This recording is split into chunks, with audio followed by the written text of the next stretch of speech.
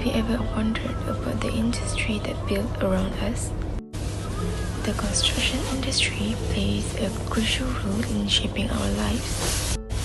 This industry plans, designs, builds, maintains, and even demolishes structures. It is not just about creating buildings, but it's also about driving economic growth and development. In Malaysia, iconic projects like Kuala Lumpur Central, an urban centre built around the country's largest transit hub, highlight the importance of construction in connecting people and places. The Pembronian Highway is another example. This massive highway connects Sarawak and Sabah, fostering regional integration and boosting accessibility.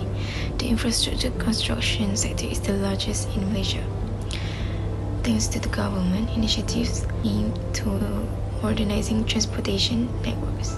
These projects not only enhance connectivity but also create jobs and spur economic growth. For the next topic, I would like to discuss occupational health and hygiene hazards that workers face in the construction sector. These hazards can be classified into 5 main categories: physical, chemical, biological, safety, and economic. Physical hazards are common in construction. They include noise exposure from machinery and tools. Prolonged exposure to loud machinery can lead to hearing loss. Vibration from equipment like tools potentially causing hand-arm vibration syndrome, and working in high heat or cold environment can result in heat stress or hypothermia. Economic hazards arise from manual handling, such as lifting heavy materials, causing musculoskeletal disorders. Repetitive movements lead to strain injuries over time. For chemical hazards, involves exposure to harmful substances such as dust and particulates.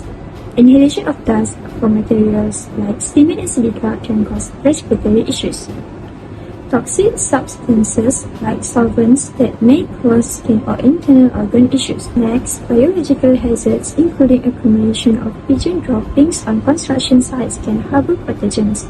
When these droppings dry and become airborne, they pose respiratory risks to workers. According to a report by Berita Harian, dried pigeon droppings can be particularly hazardous when inhaled.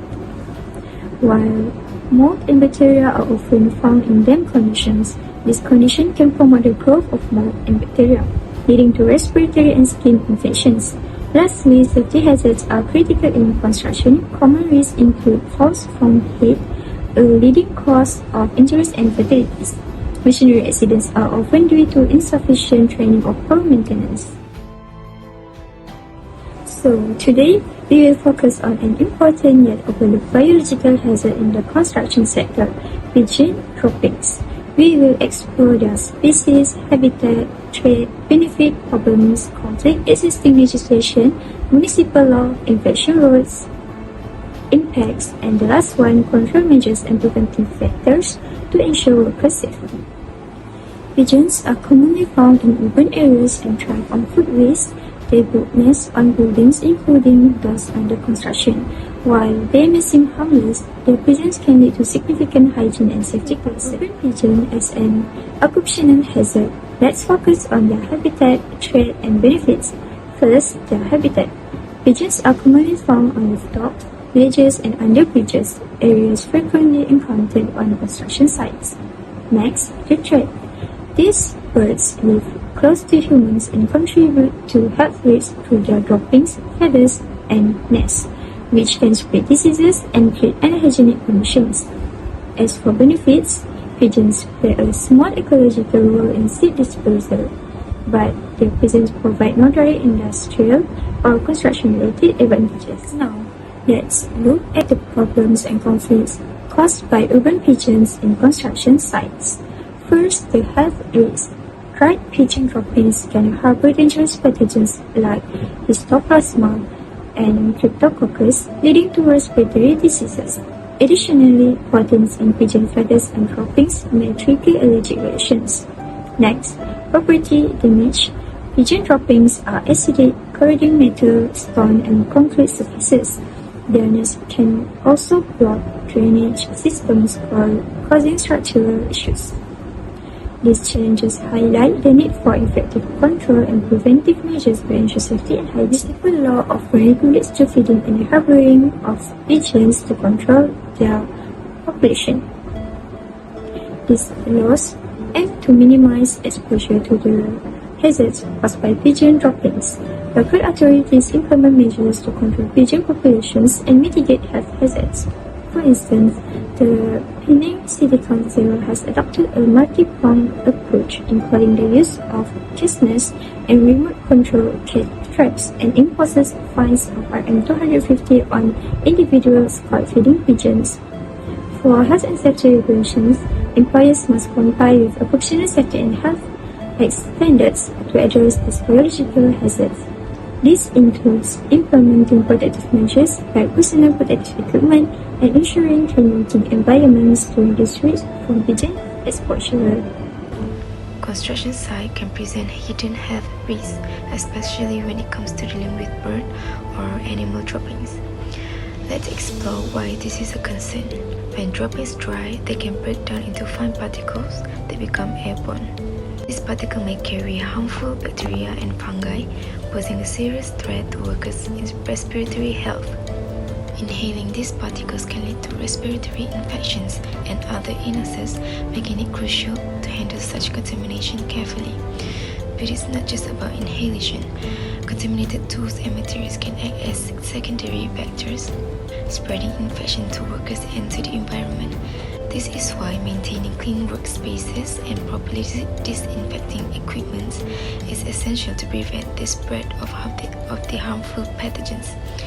By taking preventive measures, we can ensure a safer and healthier working environment for everyone. Health and safety aren't just personal concerns, they have a significant impact on communities, workplace, and public systems. Let's explore the effects of health hazards caused by environmental and occupational factors. First, there's the impact on public health. Zoonotic disease like histoplasmosis and cytocosis can spread, posing serious health risks to the population. This increases the burden on healthcare system, particularly in urban areas. Next is occupational welfare. Workers exposed to the hazardous environment can face health issues including respiratory problems and skin irritation. These health challenges often lead to reduced productivity and increased absenteeism, as illnesses prevent workers from performing their duties effectively. Understanding these impacts highlight the need for preventive measures and better workplace safety. A healthy workplace and public lead to stronger communities and more resilient systems. First, preventive actions are essential. This includes modifying habitats to discourage pests, implementing proper waste management, and ensuring regular cleaning of work areas to prevent contamination. Awareness programs play a critical role. Educating workers about potential hazards and safe practices help build a culture of safety on site. Legislation enforcement is another key aspect. Adhering to regulation ensures that health and safety standards are constantly maintained. Finally, personal protective equipment, or PPE, is a must. Respiratory protective equipment can shield workers from inhaling harmful airborne particles, significantly reduce health risk. By combining preventive actions, education, compliance, and the right equipment, we can create a safer and healthier construction site for everyone. Here is the process for managing indoor air quality complaints and investigation. The process begins with receiving an indoor air quality complaint. This is followed by clear communication with the building owner and management to ensure collaboration. Next, walkthrough inspection is carried out to identify potential issues and assess the situation on site. If an obvious solution to the complaint is found, the issue is resolved immediately. The complaint is notified and the recommended solution is implemented to rectify the problem. But if the problem isn't straightforward, an indoor air quality assessment is conducted.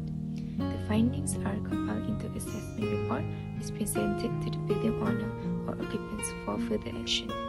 After implementing the solution, follow-up checks are done to ensure the problem doesn't occur.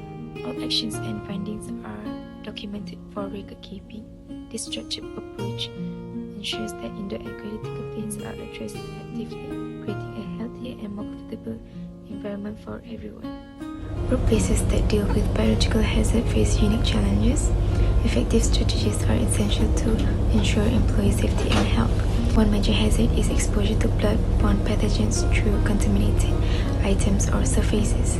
To mitigate this risk, vaccines are crucial as engineering control. Administrative control include compliance with infection prevention practices, immunization programs, and worker education to build awareness and reduce exposure risk. Personal protective equipments or PPE such as gloves, protective clothing, and eye protection provide an additional layer of defense. Another challenge is exposure to airborne biological agents.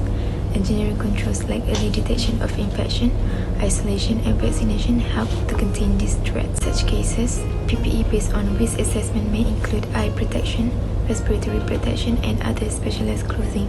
Combining engineering control, administrative actions, and appropriate PPE workplace can significantly reduce risk and create a safer environment for everyone.